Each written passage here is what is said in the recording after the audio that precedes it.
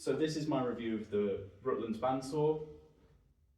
The reason I'm making this review is because you often don't see reviews of tools of this sort of price. A lot of people looking at bandsaws like this as well, you know, there's quite a few different options around the sort of £250 to £300 mark, and there's no reviews of them online. A lot of people, like myself at the time, looking at a bandsaw like this, have never used a bandsaw before.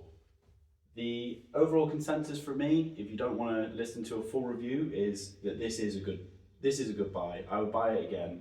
I've done quite a lot with this bandsaw. I've resawn some oak fretboards. I've done quite a lot of sawing. I've also cut some aluminium on it as well, and it handled that fine. The blade it comes with, throw away. I wouldn't also buy a replacement blade from Rutlands. I would look at something from maybe Axminster, because their blades, well, they've got more options. So the blade it comes with is 1/4 inch. I'm running a 3/8 inch blade on it, and that's been really good for me. It's got 10 teeth per inch, which is less than I think the 16 it comes with. It's more of an all-purpose blade. Features of the bandsaw though are, it's got a 9-inch throat.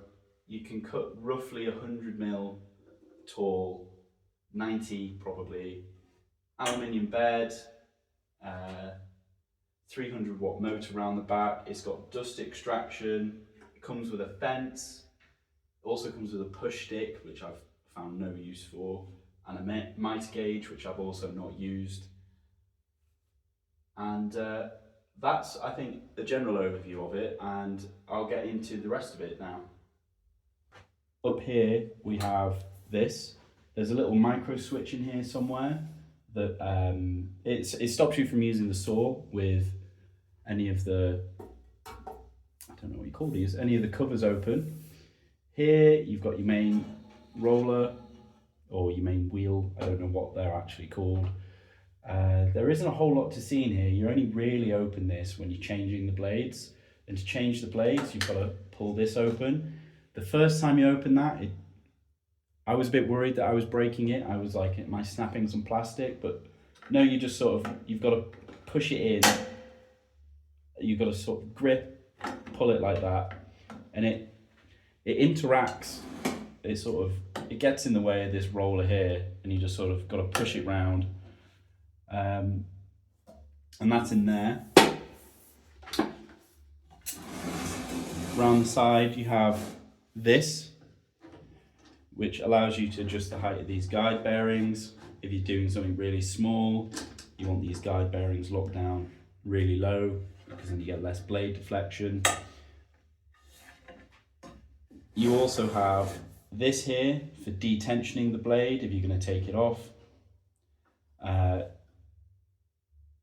This is your tensioner, so when the blade is at full tension, this allows you to fine adjust the tension. And this here adjusts the cant of the wheel. So the wheel that rolls in here, to get the blade running true, you play with this, and eventually you'll spin it with your fingers, and when you change the blade, it will run true. Initially, I was actually quite disappointed with the saw, because I'd snapped the blade that came with it, I put a new blade on, and I had absolutely no idea how to set it up. If you've never owned a bandsaw before, all the adjustments can be quite daunting, especially the tension. I've sort of winged it on the tension. I still don't have a good answer for tension, other than that's how much blade tension I'm running. It's fairly easy to do that. The main one is making sure you get this wheel tracking true, so that the blade isn't trying to move, and if you do that, you're going to get straight cuts. On the bottom part of the saw, you've got much the same. So you've got, ooh, I have to take that off. So you've got this that opens. There is no adjuster on the back of this, in the same way that there is at the top. You have got a little oiler here as well. Drive belt. A lot of dust collects down here. You've also got some bottom bearings, which are important to take note of, because you don't want these, you can adjust these bearings in and out and back to front. and you don't want these bearings spinning whilst the blade's going. To adjust them in and out or side to side, you loosen these Allen bolts, but to adjust the bearing back to front, it's quite awkward.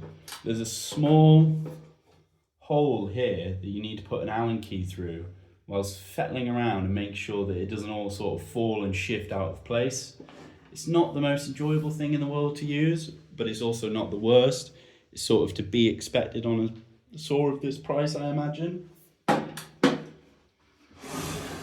Also around the front, you have this drawer. This collects anything that your vacuum doesn't collect if you hook one up. So, also around the back, you have your table adjustment. So initially, when I got this saw, let me loosen that. The bed sort of goes a bit floppy, but when you cam this up, it does go tight again. But the bed was not sitting at 90 degrees, it was sitting at like slightly off. I don't know whether you'll be able to see this. No, you can't see this. There's a small screw here. That adjusts how far your bed can come down this way. And it's important to make sure that you adjust that so that you can have a nice level bed, otherwise you're going to struggle to get straight cuts. Also around the back you have your dust collection. It doesn't come with any grommets or anything, and my Hoover, or my vacuum, is the wrong diameter hose. This has been fine. The dust collection on this bandsaw has been excellent. What you see in that tray and what you see on the back of here is what my router's kicked out, and what you see in the tray is from when I haven't bothered to hook the Hoover up. I hope the more in-depth or the sort of pointing show and tell part of that has made things a bit simpler for you. I'll try put some footage in the video of me using the saw.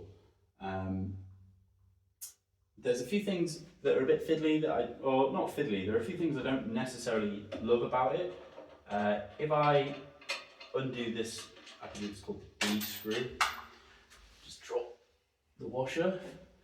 The bed sort of, it twists. This does pull it back into plane, and it's not been a huge problem for me, but you know, you get what you pay for, I suppose. You can't expect a solid cast iron saw bed. Can't expect a solid cast iron table at this sort of price, I don't think. So that's one to bear in mind. I haven't managed to bog the saw down when it's been running properly. So I did bog the saw down a few times running a blunt blade. So that's one thing to note about these blades. Oh, these are a 62-inch blade on this saw as well. But one thing to note about these blades is because they're so small, they are quite consumable. You get through them at a much quicker rate than you sort of wish if you're doing a lot of sawing with them. If you're not sawing very often and the blade's got time to cool down because it's the heat that really kills the sharpness, then I'm sure you'd get a lot longer out of the blade. But every time I've been using it, I've done like a good long session on the bandsaw. Dust extraction's been really good. One thing I really don't understand is this light. I don't know, first of all, it's in a very awkward location. So you can only sort of backlight your work and point it into your face, and I just don't know who it's for. I have never been using this bandsaw in the dark and thought, I'm really glad it's got a torch on it, but it's included, I suppose it works. I don't really know how bright it is because I haven't used it in the dark. But all in all, this is definitely a buy from me. My experience with Rutlands in terms of ordering and receiving were brilliant. You know, it turned up when it said it was going to turn up. It turned up pretty prompt. Thought the price was pretty reasonable. I haven't had to interact with their customer service. In the manual though, there is a whole list of parts. So I have the manual here. There's a whole parts list in the back with numbers for all of them. Yeah, so you've got part numbers for pretty much everything on this saw. I assume that's a good sign. I've not had to buy any parts for it other than blades, which are consumable. And I'd like to think that if you gave them the part number, they would send you the part, but I've not had to test that myself. Yeah, so all in all, it's a good buy.